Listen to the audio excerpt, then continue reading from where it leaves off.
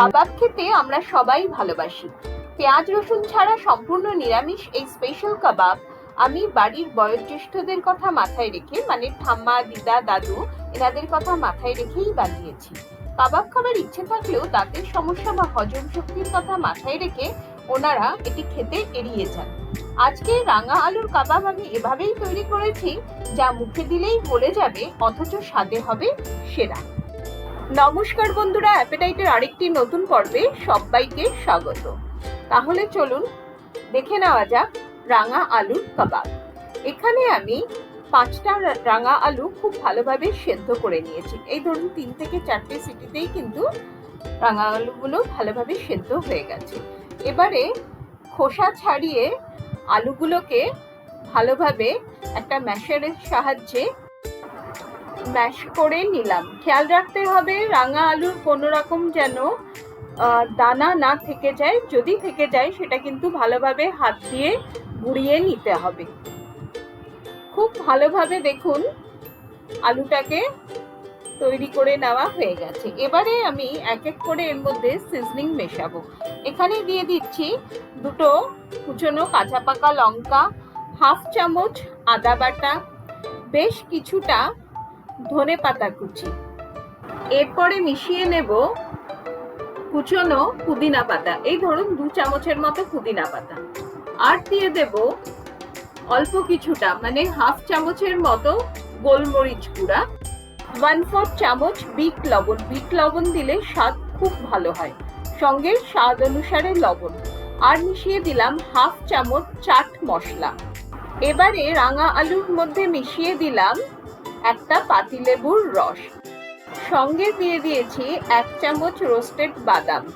আপনি যদি মনে করেন কারো বাদাম চেবোতে অসুবিধা হলে বাদামটা হামানদিস্তায় গুঁড়ো করেও দিতে পারেন। মিশিয়ে দেওয়া হলো 1/2 চামচ আমচুর পাউডার। আর সুগন্ধের জন্য মিশিয়ে দিলাম 1/2 চামচ গরম মশলা গুঁড়ো। কাবাব তৈরিতে কিন্তু এরকম কোনো বাধা ধরা নিয়ম নেই যে এই মশলাই দিতে পারা যাবে। আপনি আপনার পছন্দ মতো সিজনিং কিন্তু এতে অ্যাড করতে পারেন। আর দিয়ে দিলাম সামান্য চিলি ফ্লেক্স। আপনারা ঝাল যেরকম খান সেই অনুপাতে কিন্তু লঙ্কার পরিমাপটা কম বেশি করবেন। সবশেষ মিশিয়ে দেওয়া হলো 1/2 চামচ ভাজা মশলা। জিরে, ধনে, শুকনো লঙ্কা শুকনো খোলায় ভেজে গুঁড়ো করে নেওয়া হয়েছে ভাজা মশলাতে। আর দিয়ে দিলাম সবচেয়ে ইম্পর্টেন্ট, যেটা কাবাবটাকে একদম নরম করবে, ময়েস্ট রাখবে, তার জন্য দিয়ে দিলাম গলানো 1.5 চামচ আনসল্টেড বাটার। এবারে রাঙা আলুর সঙ্গে মেশানো সমস্ত শুকনো উপকরণ দিয়ে ভালোভাবে মেখে নিতে হবে। এই সময় আমি একটু চেখে দেখেছি, আমার মনে হয়েছে আরো 1/2 চামচ ভাজা মশলা গুঁড়ো লাগবে। সেটা তো দিয়েই দিলাম। সঙ্গে দিলাম স্বাদটাকে ব্যালেন্স করার জন্য 1/4 চামচ পাউডার্ড সুগার, গুঁড়োনো চিনি।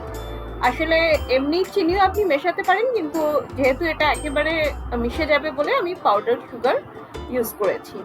আচ্ছা, কাবাব গড়তে যাওয়ার সময় আমার মনে হলো এটাতে যথেষ্ট পরিমাণে ময়েশ্চার রয়েছে, তো এইটাকে ব্যালেন্স করার জন্য এবার আমি এর মধ্যে মিশিয়ে দিচ্ছি বাইন্ডিং এর জন্য ছাতু। প্রথমে আমি 2 চামচ ছাতু দিয়ে দেব, যাতে কাবাবটা আমি গড়তে পারি, এর মধ্যে একটা ভালো বাইন্ডিং আসে। হাতের কাছে ছাতু না পেলে আপনি চালের গুঁড়া বা ময়দা বা বেসন ইউজ করতে পারেন, তবে ছাতুটা সবচেয়ে হেলদি অপশন।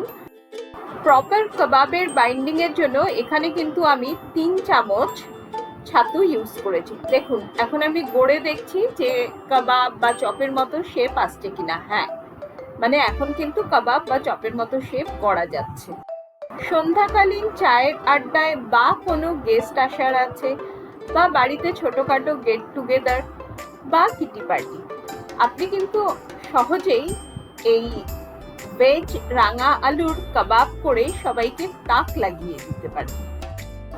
সম্পূর্ণ নিরামিষাশী বন্ধুদের জন্য তো এটা একটা অপূর্ব সুন্দর মুখরোচক হেলদি অপশন। হেলদি এজন্য বললাম যে রাঙা আলুতে রয়েছে প্রচুর পরিমাণে ভিটামিন এ, যেটা চোখের জন্য তো খুবই ভালো। তাছাড়া সহজপাচ্য আর ডায়াবেটিস নিয়ন্ত্রণেও সাহায্য করে। সব কাবাবগুলো আপনি যদি একসঙ্গে না ভাজেন তাহলে একটা এয়ারটাইট কন্টেনারে ইজিলি স্টোর করে রাখতে পারেন। 10 থেকে 12 দিনের জন্য ফ্রিজে এটা কিন্তু ভালোভাবে থাকবে। কাবাবগুলোকে ভেজে নেওয়ার জন্য গ্যাসে একটা তাওয়া বসিয়ে তাতে দিয়ে দিলাম 2 চামচ সাদা তেল। আপনি এটা শ্যালো ফ্রাইও করতে পারেন, তবে আমি এটা কাবাবগুলোকে তেলেই ভেজে নেব। তেল ভালো মতো গরম হয়ে আসলে এক এক করে কাবাবগুলোকে আমি ফ্রাই প্যানে দিয়ে দিলাম। আর ভালোভাবে তেলটা যাতে ফ্রাই প্যানের চারদিকে ছড়িয়ে পড়ে সেজন্য প্যানটাকে একটু নাড়িয়ে নিচ্ছি। কাবাবগুলো অসম্ভব নরম, তাই কিছুক্ষণ মিনিট 1.5 থেকে 2 একদিক কাবাব সেকা বা ভাজা হলে তারপরেই কিন্তু এটা উল্টোবেন। আর যেভাবে দেখাচ্ছি সেভাবে একটি ব্রাশের সাহায্যে কাবাবের অপর দিকটাকেও অয়েল ব্রাশ করে নেবেন, তাহলে যখন উল্টোবেন না কাবাবের নিচটা তাওয়াতে আটকে যাবে না। আমি বারবার বলছি এই কাবাবগুলো কিন্তু ভীষণ নরম। খুব ভালোভাবে দুটো দিক উল্টে পাল্টে ভেজে নিতে হবে। এক একটা দিক কাবাবের সেকতে প্রায় 2 থেকে 2.5 মিনিট সময় লাগবে। এমনিতে তো রাঙা আলু সেদ্ধ করাই ছিল, তো এর থেকে বেশি সময় কিন্তু লাগবে না। খুব ভালোভাবে কাবাবগুলোকে আমি সেকে নিচ্ছি দুদিকটাই। আজকে শেয়ার করা এই সম্পূর্ণ নিরামিষ কাবাবের রেসিপি আপনাদের কেমন লাগলো অতি অবশ্যই আমাকে কমেন্ট করে জানাবেন। আশা করি আপনারা বাড়িতে তৈরি করলে আপনার বাড়ির লোকেরাও খেয়ে কিন্তু এই কাবাব খুব আনন্দ পাবে। যদি ভিডিওতে কিছু ভালো লেগে থাকে তাহলে অতি অবশ্যই লাইক করে অনেক অনেক শেয়ার করবেন। আমার চ্যানেলে যারা নতুন বন্ধু তাদেরকে রিকোয়েস্ট করব চ্যানেলটিকে সাবস্ক্রাইব করে নেওয়ার, যাতে যখনই আমি নতুন নতুন রান্নার রেসিপি আপলোড করব আপনাদের কাছে নোটিফিকেশন পৌঁছে যাবে। কাবাবগুলো ভালোভাবে সেকা হয়ে যাওয়ার পরে আমি কাবাবগুলো পরিবেশন করেছি কাসুন্দি আর কেচাপ দিয়ে। পরিবেশনের আগে গরম কাবাবগুলোর ওপরে ছড়িয়ে দিলাম একটুখানি চাট মশলা।